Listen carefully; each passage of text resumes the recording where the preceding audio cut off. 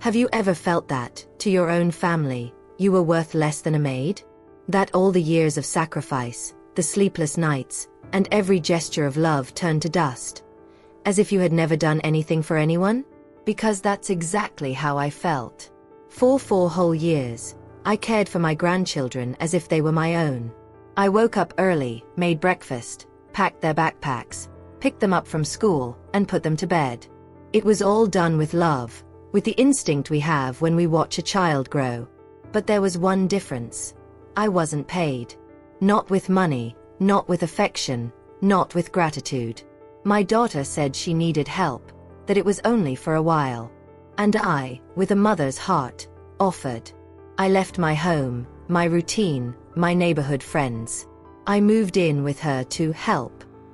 At first, I believed it was a phase. That everything would soon work out. That my efforts would be recognized. But over time, I realized that what seemed like a shared home had become a kind of invisible prison.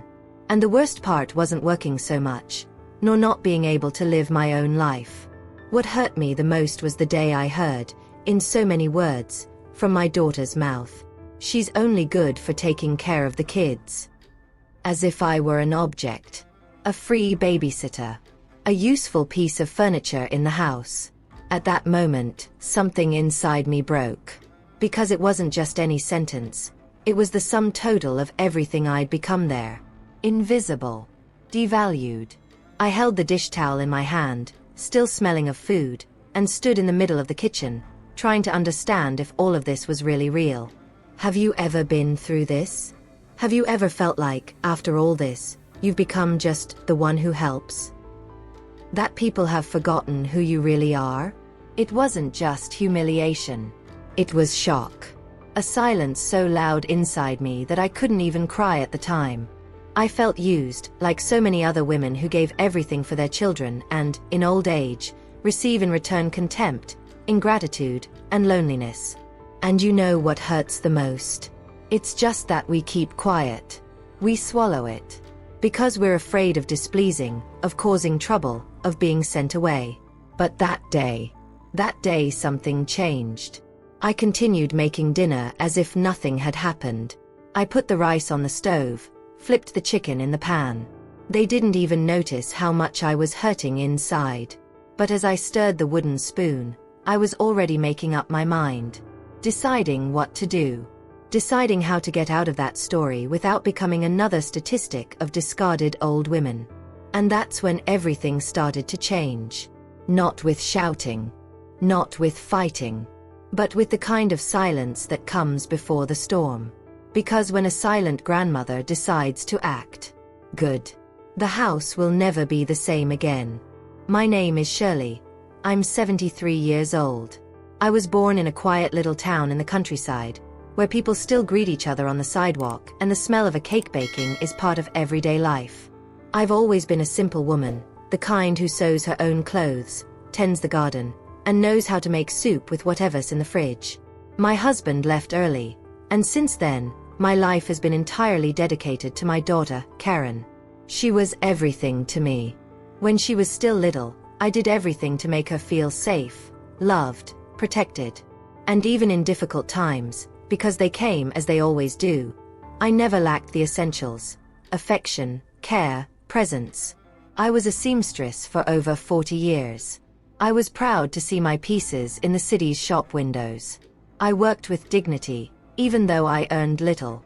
It was enough to keep the house afloat, put food on the table, and most importantly, raise my daughter with values. I always believed that if I sowed love, sooner or later, I would reap the same. When Karen became pregnant with her first child, Liam, she called me crying. Her husband had just been laid off, the bills were tight, and she didn't know how to handle it all. And there, without a second thought, I offered what I could, my presence. I said goodbye to my life, my home, the neighbor who brought me warm bread every Saturday, my afternoons sitting in the backyard leisurely embroidering. I packed my few belongings and moved in with her, believing this was a new chapter in our story, a journey of unity, support, and family.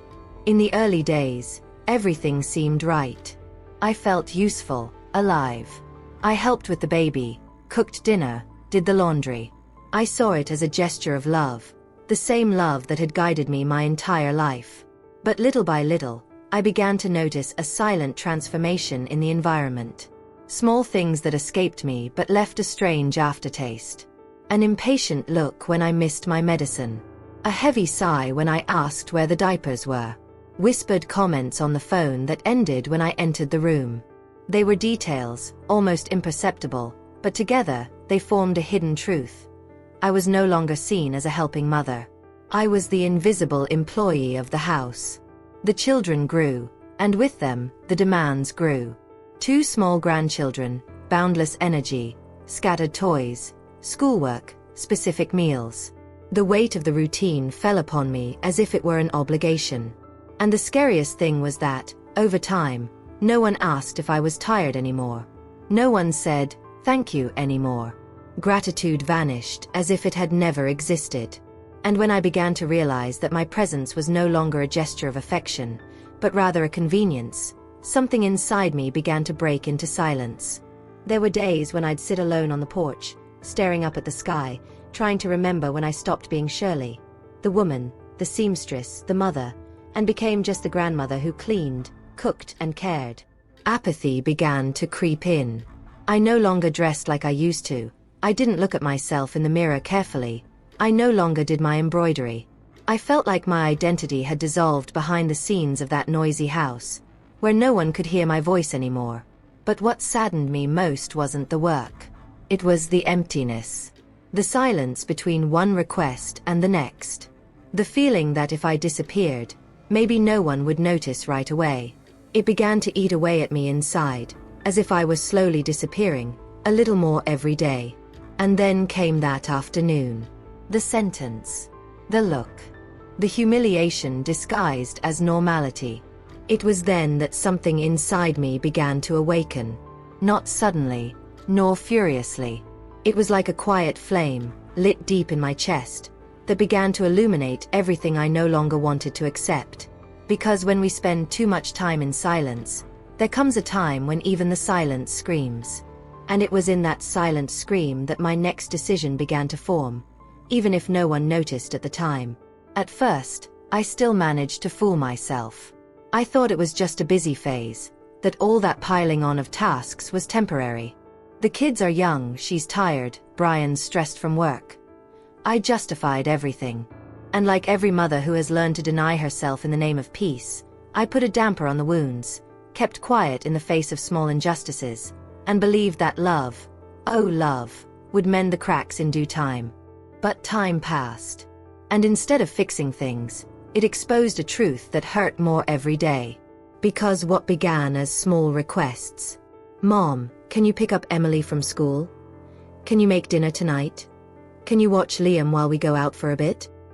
Soon became a system. A silent cycle of emotional exploitation, where my worth was directly tied to my usefulness. They no longer asked me if I wanted to. There was no room for opinion. I did it because it was expected. And if I hesitated, the house would freeze, the mood would darken, and people would frown. I became part of the house's functioning as if I were a piece of furniture, indispensable, yet invisible. The transformation was so subtle that, by the time I realized it, I no longer knew how to be seen again. They lived their lives normally. Karen had her commitments, her friends, her yoga routine, and her phone in hand all day. Brian left early, came back late, and barely greeted me. Sometimes I'd stay inside the house for hours without anyone saying a word to me. I did the dishes, swept the rooms, folded the laundry, served the food. Deep down, I knew I was more than just a helping hand. I was a replacement for the mother role, without the title, without the respect, without the recognition. The strangest thing was realizing how loneliness doesn't scream, it insinuates itself. It begins with the disappearance of conversations. Then comes emotional isolation, the gaze that no longer finds you, the touch that doesn't happen, the listening that shuts off. I would spend entire days in that house without hearing my name. It was always, Grandma this, Grandma that. And yet, they wouldn't look me in the eye when they spoke. I was no longer a mother. I was no longer a woman. I was no longer even a grandmother in the emotional sense. I was a service, a domestic resource, a backstage in their lives. I began to lose my sense of who I was. The clothes I loved to wear were stored away. My face creams expired. My nails were left unpolished. My hair was uncut. Everything that had once been part of my identity was being swallowed up by the routine of serving. And I accepted it, for fear of losing what little I had left. Companionship, even if distorted. Because deep down, there was still that mentality so many of us carry. If I leave, who will take care of them? And it's at this point that pain mixes with love, where we completely nullify ourselves, hoping that, one day, they'll notice, that they'll wake up, that they'll see us again as people, with history, with limits, with value. But the hidden truth behind all this is that love isn't always enough to change someone. And when that reality hits home, something begins to shift inside. Not loudly, but like a fog that lifts and reveals what's always been there. The impact of silent contempt, indifference, dehumanization masquerading as routine. I started listening to my body more. Fatigue was leaving deep marks. My knee ached. My arms felt heavy. There were days when, even without exerting myself, I felt like I was carrying an entire world on my shoulders. It was the weight of unspoken words, of held-back tears, of postponed decisions. One morning, while I was hanging laundry on the clothesline in the backyard, I caught sight of my reflection in the glass of the kitchen door. And for a moment, I didn't recognize myself. The woman there seemed lost. A figure with wrinkled hands, a haggard face, sad eyes. I stared at that reflection as one might stare at a stranger. It was at that moment that something changed. A glimmer of awareness began to emerge. As if that image were saying, "You're still in there. There's still a story that's yours alone."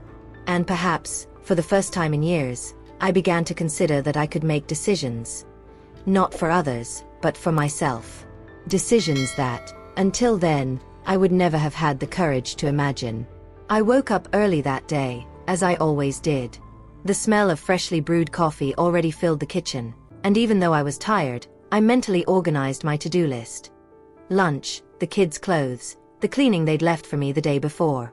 It was my birthday, but no one seemed to remember. And to be honest, I didn't care anymore. Over time, we learned to stop expecting the obvious. But that morning, something unusual happened. Brian arrived home earlier than usual. He came in with a bouquet of flowers in his hand, still wrapped in that noisy plastic wrap of a corner florist's. He handed them to me without saying much. Just a "Happy birthday, Miss Shirley." I smiled in surprise, trying to hide my shock. It wasn't like him. Not even remotely.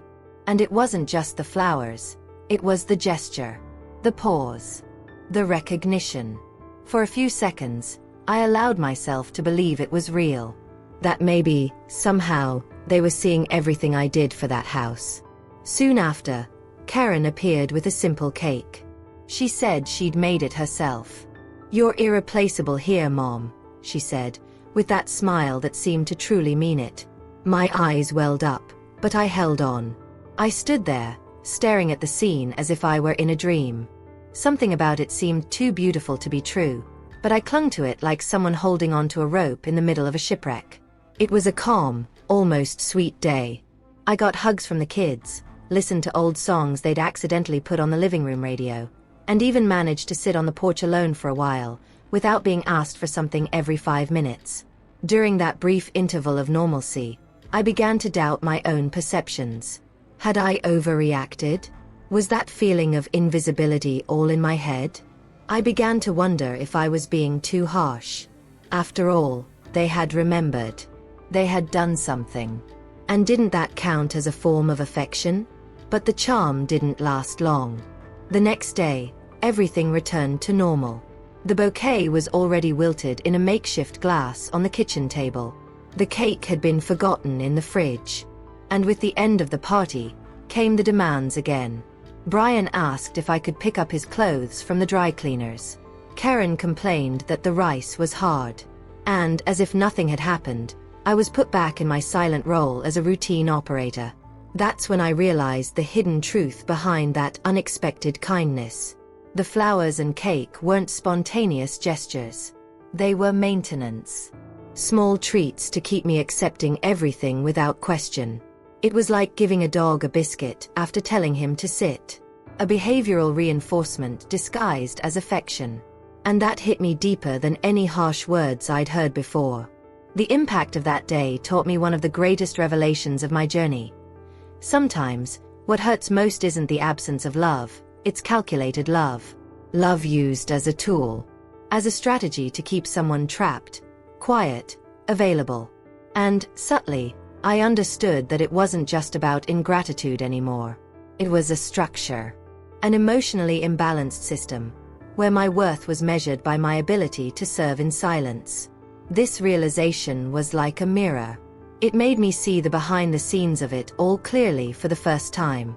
And although I still didn't know exactly what to do with it, something inside me began to move. A small, almost imperceptible, but powerful shift. I began to understand that staying there, in that position, was also my choice. A choice that stemmed from the sacrificial mentality I'd been taught since I was young. That a real mother endures everything, swallows everything, dies silently for her children. But what happens when this silence starts to kill us inside, a little each day? At this point in my story, I still didn't have an answer. But I could no longer pretend I didn't see. And once we start to see the cracks in the wall, no matter how hard we try to look away, they don't disappear. They grow. They remind us every day that something needs to change. And it was in this phase, between confusion and awakening, that a new kind of thinking began to take hold. It wasn't anger. It wasn't revolt. It was more subtle. It was a kind of silent preparation. A space within me that opened to something new. A place where perhaps I could, for the first time in many years, decide not out of love for others, but out of respect for myself. And in that silence, where no one seemed to notice my changes, my decision began to emerge. The transformation was slow, silent, disguised as routine. They began leaving the children with me more often, at first with simple excuses. A work meeting, a quick trip to the grocery store, an unexpected appointment. But over time, this frequency became the norm. It was as if the entire house had reorganized around my presence, without anyone asking if I was available. They simply slotted me in. And the curious thing is that there was no specific moment, no direct conversation, no clear decision. It was just an accumulation of small concessions I made until I realized there was no longer room for me outside of that role. I started waking up before everyone else, not because I wanted to, but because I had to.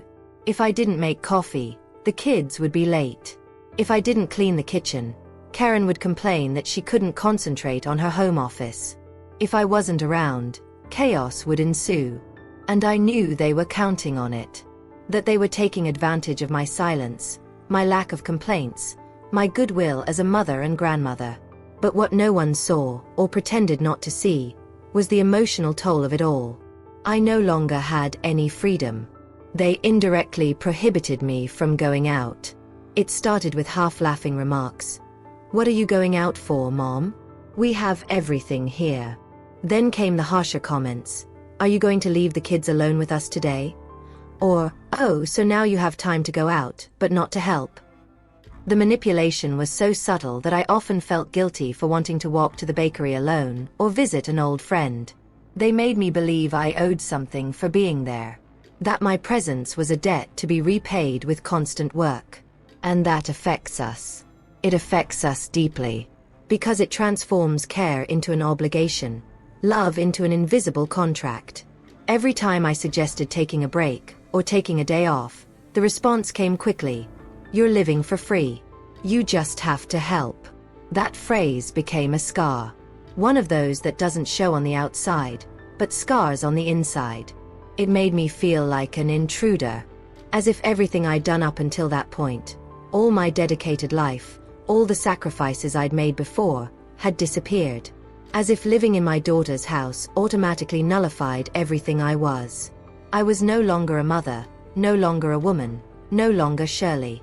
I was just another fulfilled obligation, a useful resource, a functional shadow in the structure of the house. And the cruelest thing of all was the silence. The absence of true affection.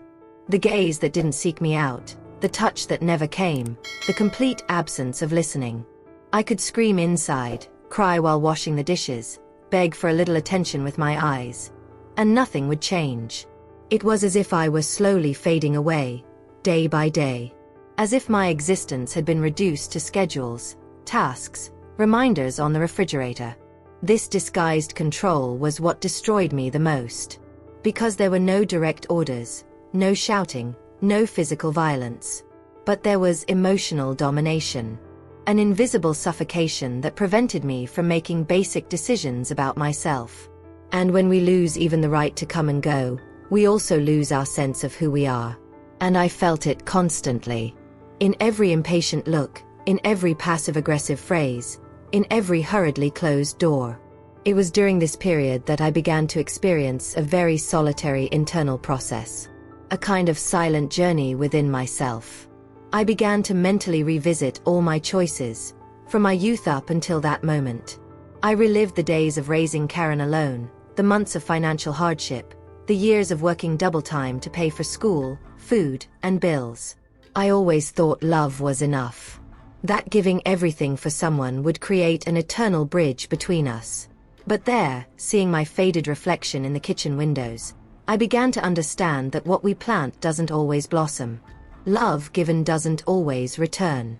And this is a revelation too harsh to be digested all at once. Still, I didn't explode. I didn't scream. I didn't confront. I continued to act gently, calmly, with a care that had always guided me. But inside, something was shifting. A dormant force began to take shape. It wasn't revenge. It wasn't hatred. It was a seed of dignity. A desire to reclaim what little remained of me. And that desire, day after day, grew, even if silently. Even if no one noticed. But the truth is, when a silenced woman begins to hear her own voice again, everything around her inevitably begins to move. That day seemed like all the others. The same voices around the house, the same hurried footsteps, the same requests thrown into the air like disguised orders. I was in the kitchen, dish towel over my shoulder, heating up lunch. Liam ran around the living room with his toys scattered about, and Emily, small, curious, electric, jumped up and down the couch like someone unaware of danger. I always told them not to leave the children alone there, unsupervised, especially when they were so busy. But that afternoon, my attention slipped for a second. A sharp sound cut through the air. The crying came loud and fast. I ran into the living room with my heart in my throat. Emily had fallen and hit her arm. I picked her up, trying to calm her down, but before I could understand exactly what had happened, Karen walked in with an expression I'll never forget. A mix of contempt and accusation, as if my mistake had been intentional. Brian followed close behind, and in seconds the room became a courtroom. You need to pay more attention. We can't trust you. We work all day and still have to deal with this. The words came like slaps. Quick, cold, sharp. I tried to explain, but my voice wouldn't come out.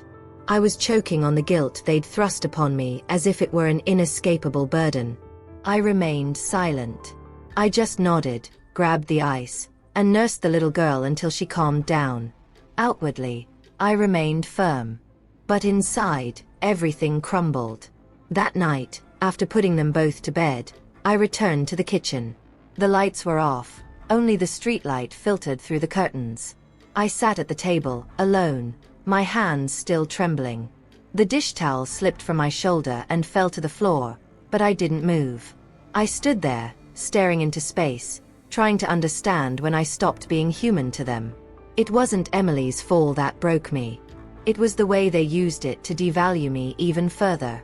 It was the ease with which they made me the culprit, as if years of care were worthless in the face of one stumble. I cried. But it wasn't that loud, desperate cry.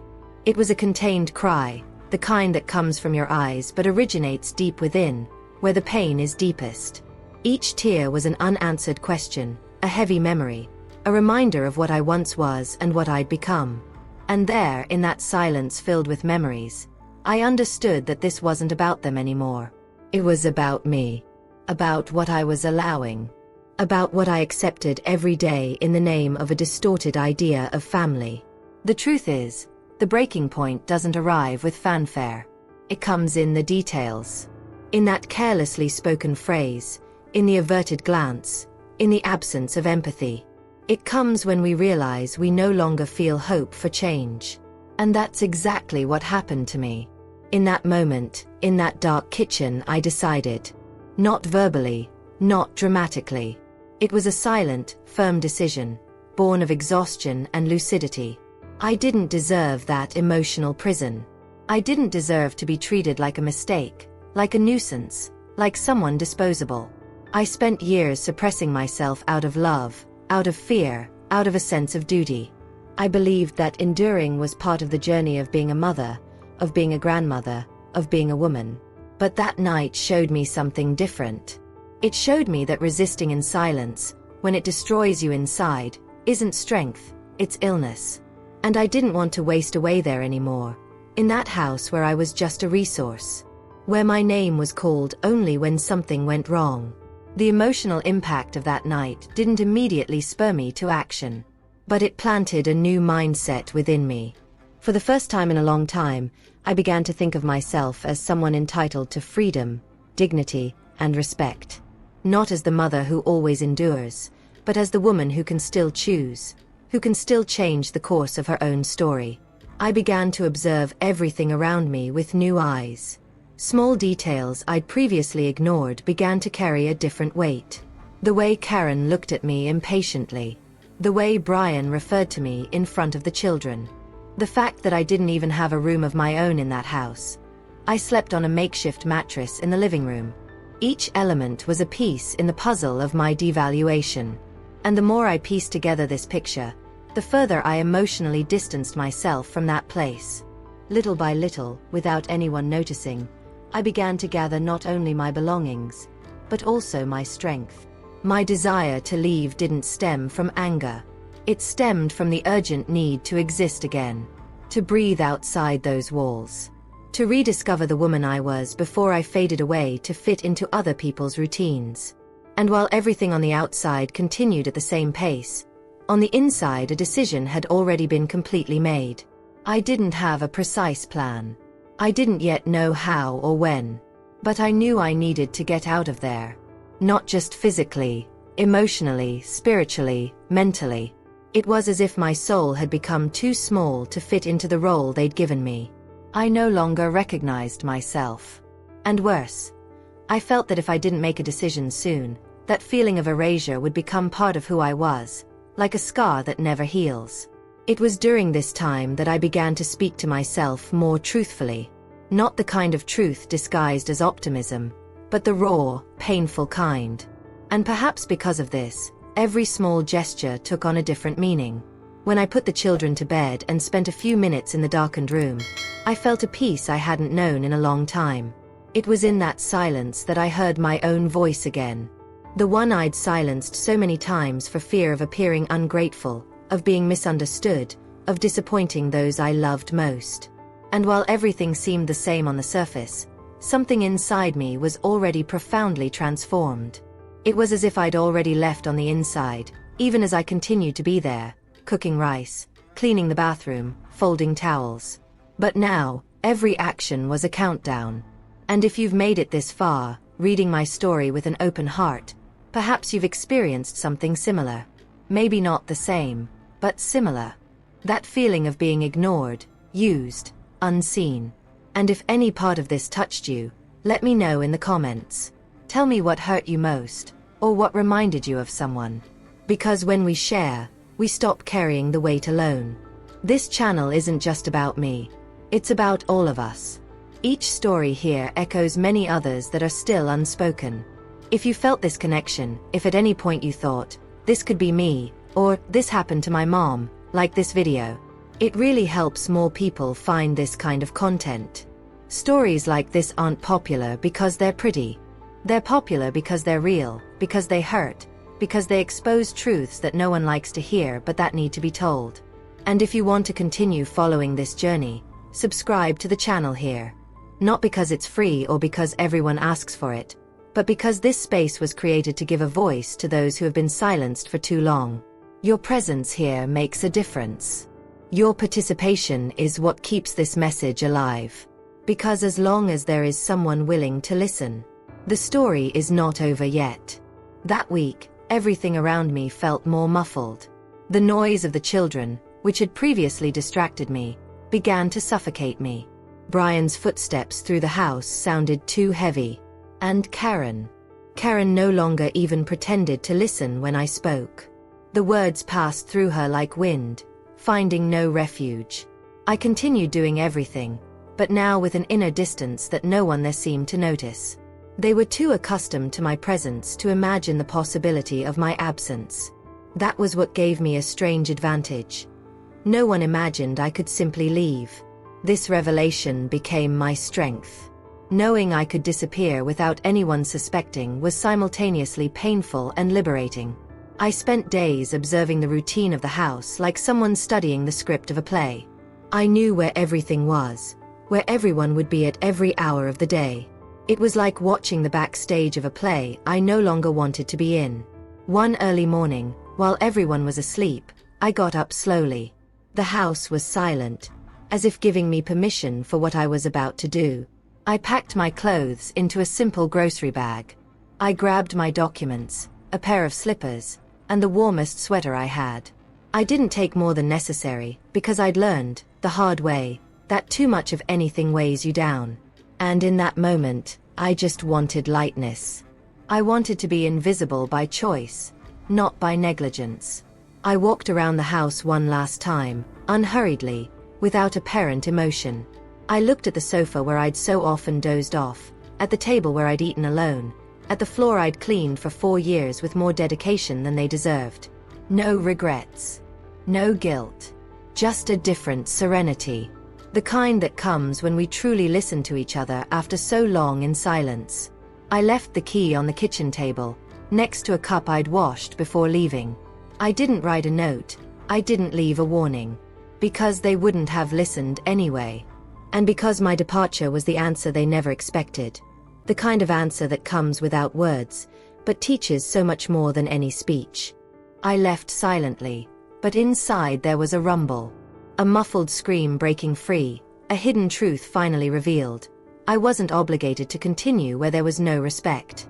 I wasn't a prisoner of that cycle of neglect. And that, for me, was the beginning of a silent justice. Not the kind that comes with revenge, but the kind that builds on the dignity of those who refuse to lose themselves completely. The night was cold, but I didn't care. I walked steadily to the bus stop. The still dark sky embraced me like an old friend. And for the first time in a long time, I felt like the outside world still belonged to me. There was still space for me outside those walls that shut me out. The empty street seemed to whisper that I was on the right path. Each step was a small victory. Not against them, but for me. Because the law of return doesn't always come with noise, with immediate punishment, with spectacle. Sometimes, it manifests itself in the most subtle way. The emptiness we leave behind when we leave. The absence that suddenly reveals everything no one wanted to see while you were there. And this has a profound impact. Because silence, when it comes from dignity, speaks louder than any cry of revolt. I didn't know what awaited me on the other side of that escape. I had no grand plans, no sense of security. But within me was a certainty I'd never felt before. I was alive. For the first time in years, I was in control of my time, my choices, my presence. And this was the beginning of a new journey. A journey that, even without a clear destination, carried within it a new sense of freedom. And when we taste this freedom for the first time, even if we're scared, even if we're cold, even if we're alone, we understand that there's a whole world waiting outside. For those who have the courage to find themselves again. Returning to my hometown was like reconnecting with a dormant version of myself. The bus station was still the same, simple without major changes. But as I stepped inside, I felt a weight lift from my shoulders. The same air, the same streets, the same sounds, But now, with a completely different meaning. It was as if that old setting, once part of a past life, was welcoming me back.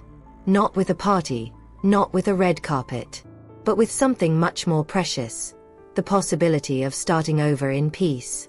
With the little I had saved from my retirement, I rented a small room in the back of a widowed lady's house who, coincidentally, had been my schoolmate in my youth. She welcomed me with simplicity and generosity. There, in a small space with antique furniture and a window overlooking a quiet backyard, I found something I had long lost: the right to breathe at my own pace. There were no crying children, no voices ordering me to do this or that. There were no demanding looks, no doors slamming angrily. Only silence. Only time. Only my own presence. And it was in this space of new beginnings that I rediscovered my hands. Those fingers that for years had worked folding clothes, washing dishes, ironing, now moved at a different pace. I began to embroider again. At first, unpretentiously. I picked up a forgotten towel and drew flowers as I had in the past. Then another came, and another. Within days, my small bed was surrounded by colorful fabrics and scattered threads. And for the first time in years, every stitch I made on the fabric was a stitch I was sewing on myself. It was a form of silent, delicate reconstruction. A mending of the soul. With the help of a neighbor, I took my embroidery to sell at the town fair. I set up a small stand with doilies, dish towels, and table runners. I, who had been forgotten for so long in a crowded house, was now seen again. People stopped, complimented me, asked about the flowers I'd drawn, and I responded with a smile that slowly blossomed, as if I were relearning how to express myself. Each compliment was like a reminder. I still existed. I could still touch someone's life with what I had created. As the weeks passed, I began to build a small clientele. Simple people like me. Housewives, older women, young women passionate about handmade things. Some came back just to chat. Others brought me coffee. There, between exchanged lines and stories, I began to find fulfillment again. Not overnight, not magically, but in a real, honest way. Because that's what starting over is. Slowly building a new version of yourself, unhurriedly, but with truth. Coming back to myself was the greatest act of courage I could have committed. And it wasn't easy. There were nights when I cried, missing the children. There were days when I wondered if I had done the right thing. Because when we spend years giving ourselves away, it's difficult to put ourselves at the center of our own lives without guilt. But with each new day in that little room, with each new piece of embroidery delivered, I felt my dignity reorganizing within me. It was as if each small gesture was a reminder that I still had value, even without the titles of mother and grandmother, even without being useful to anyone but myself. And in this new beginning, without grandiose promises, without the spotlight, I felt alive. Not as before. Not as the woman they shaped. But as the woman I'd always been. And whom, for a time, I'd forgotten. This version of me who now walked the city streets with firm steps and alert eyes. This woman who gazed at shop windows unhurriedly, who sat in the square listening to the birds, who laughed to herself, remembering old stories. A whole woman. With a story. With scars. With a desire to live what was left of life, her way. And the more I rebuilt myself from within, the more I realized how, deep down, I'd never been weak. I was just tired. I was just too busy trying to keep everyone upright, forgetting that I needed grounding too. But now I had it. And that was enough. At least for now. The months passed with a calm that healed me from within. The routine was simple, almost silent, but for the first time in years, I felt that this stillness wasn't loneliness, it was freedom. The absence of shouts, of constant requests, of gazes that weighed down on me. All of this was a gift. Peace, which seems small to someone who has never been an emotional prisoner, was now my greatest luxury. And it was in this time, in this space where I finally found myself again, that the phone rang. It was a number I recognized immediately. The same number that, for 4 years, represented control, pressure, servitude. The same voice that so many times asked me for one more favor, just one more day, just a little help. I answered with a calm heart. There was no more resentment boiling inside me. Only the clarity that comes when we no longer expect anything from anyone. "Hi, Mom." Karen's voice was shaky. I was silent for a few seconds. She continued, "The kids miss you." For a moment, there was silence on both sides. A silence that, if it had been months ago, would have melted me inside. But now, it was just a gap between two versions of myself. The one who accepted everything out of love, and the one who, out of self-love, learned to withdraw. She continued speaking, this time more hurriedly, more frailly. She said Emily cried every night, asking for me. That Liam had stopped eating properly, that the house was a mess, that she didn't know how to handle everything alone. She asked me to come back. She said she regretted it, that maybe she'd overreacted, that things would be different. But I already knew that tone. That desperation wasn't born of true longing, but of the lack of someone who could solve everything without complaining. Now they will learn the value of those who care with love. That was all I said. Not arrogantly, not resentfully. I said it with a firm, clear voice, one that came from the new version of myself. The one who no longer needed to prove anything to anyone. The truth is, that moment wasn't about revenge. It was about recognition. And I knew that, even if she wouldn't admit it out loud, that call was the beginning of an internal change in her. Or at least, the beginning of a discomfort. Sometimes, the transformation of others begins in the silence of our absence. When we stop insisting, trying to fix things, giving ourselves without measure, the other person is forced to see the space we occupied. And this space, once filled with constant presence, genuine care, and silent love, leaves an echoing void. I hung up the phone with a mixture of sadness and peace. Sadness in knowing that, for so long, I'd accepted so little. Peace in understanding that I was finally choosing myself.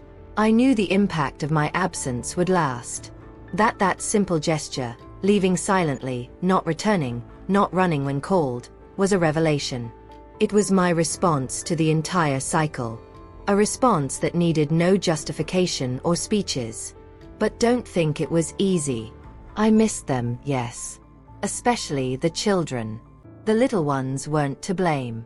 They loved me in their own way. But even in that, I needed to learn to be strong. Because love, to be healthy, can't be accompanied by constant suffering. And sometimes, the greatest gesture of love we can show others is to teach them, even from afar, what respect is. To teach them that caring is tiring. That presence isn't an obligation. That love only blossoms where there's exchange. And there, in that new version of my life, surrounded by my cloths, my threads, my reconstructed memories, I felt the journey was still ongoing. That maybe one day they would truly understand. That maybe Emily, when she grew up, would remember the grandmother who was always there. Until she wasn't. And that this would make a difference in who she would become in the future. Because some revelations only come with time. And some lessons are only learned when silence speaks for us. I don't know what that call did to Karen. But inside me, it confirmed something I already knew. Leaving a place where we're not valued isn't weakness. It's the height of our strength. And the most surprising thing of all is that when we do this, the world seems to open other doors. Some we never imagined existed.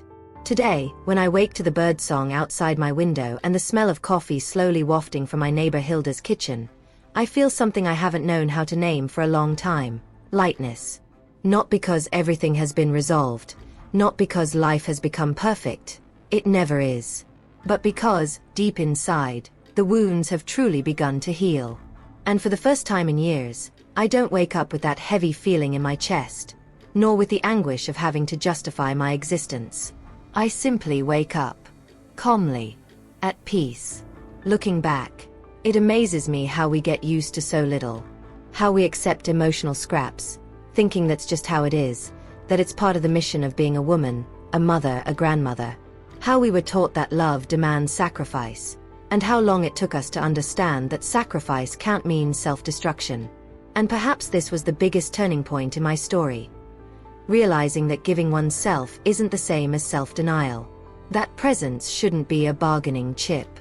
And that care, to be genuine, requires reciprocity. There were many sleepless nights, many silent tears, many moments when I questioned whether I was doing the right thing. The journey thus far wasn't made of certainties, but of small decisions made with a heavy heart. And if I could leave a message for anyone going through something similar, it would be this: don't wait for others to see your worth before you value yourself. Because there's a hidden truth that no one teaches us, but that changes everything when we finally understand it. Those who don't see you when you're present will hardly see you when you're gone. And yet, disappearing may be the only way to be seen. If you're a mother, a grandmother, a woman, and at some point you felt used, invisible, or discarded, I want to tell you, with all the sincerity this story taught me, God sees everything. He sees every act of kindness that no one recognized. Every tear you swallowed to maintain peace. Every time you put others first and left yourself for later. He saw. And life, over time, exacts its toll. Not as punishment, but as a lesson.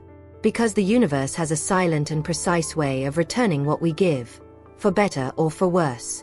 Today, I don't have luxury, I don't have fortune, I don't have a family gathered around me on holidays. But I have something that once seemed unattainable: dignity. I have my story told my way. I have my space, my time, my silence. And as simple as it may seem, this is what gives me peace. And peace, I've learned, is priceless. Coming home was the quietest and most powerful miracle I've ever experienced. It didn't happen overnight, it didn't come with grandiose promises, but it unfolded in layers, in step with my inner reconstruction. And if this story touched you in any way, perhaps because you're also facing the behind the scenes of a similar pain, know that you're not alone. There are other silent voices out there, other women trying to find themselves amidst the chaos. And the more we share, the more these voices gain space. Because acknowledging your own pain is also part of healing. And if I could leave one more revelation, one of those that life whispers to those who have learned to listen with a hardened heart, it would be this: we don't need to shout to be heard. Sometimes, it's the silence of our absence that makes the greatest impact. Sometimes, it's only when we're gone that others realize how much we held them. And even then, we don't come back. Because we don't return to a place where we no longer fit. I still walk this new version of life cautiously. There are memories that still hurt. There are longings that still visit from time to time. But now, they no longer hold me back. They simply remind me of where I came from and how much courage it took to leave. And if until now you've never had the courage to choose for yourself, maybe this is your moment. It doesn't have to be with a shout. It can be with a step, a look, a limit. It can be simply the decision to put yourself back in your own story. And I'm still here, embroidering my flowers, listening to the old radio play songs that remind me of the girl I was. She still lives inside me. And now, more than ever, she has room to breathe. If you've stayed with me this far, it's because some part of this story spoke to something inside you. Maybe a memory, maybe a similar pain, maybe just the feeling of not being alone in this kind of silence. And that already means a lot. If this content resonated with you, if at any point you thought, I needed to hear this today, subscribe to the channel. This is a space for stories that don't make headlines, but that carry truths that truly touch us. And if you want to tell me you made it to the end, leave a comment below: this message was for me. That's how I know we're building something together. And if you felt that this video somehow embraced you, leave a like too. Because when you do that, YouTube understands that it's worth showing this kind of story to more people. And maybe, who knows, another woman will find the courage she's looking for here. There's a video here that complements this topic. Click and follow me there. The next story will also move you.